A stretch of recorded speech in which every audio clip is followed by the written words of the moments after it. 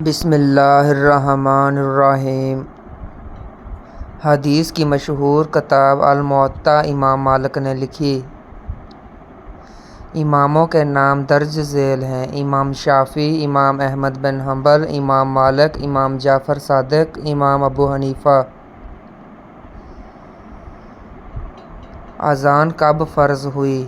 یکم ہجری کو۔ روزہ کب فرض ہوا؟ 2 ہجری کو۔ قبلہ رخ تبدیلی کا حکم کب ہوا؟ یکم ہجری کو۔ زکوٰۃ کب فرض ہوئی؟ 2 ہجری کو۔ اہم غزوات درج ذیل ہیں: پہلا غزوہ ابواء، دوسرا غزوہ بدر 2 ہجری کو ہوا۔ اس غزوہ میں 14 مسلمان شہید ہوئے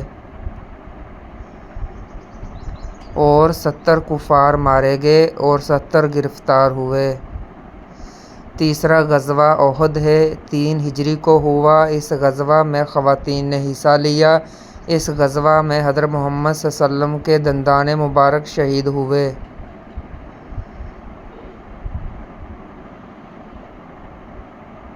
چوتھا غزوہ خندق ہے، 5 ہجری میں ہوا۔ خندق کھودنے کا مشورہ حضرت سلمان فارسی نے دیا۔ خندق کو 20 دن میں کھود لیا گیا۔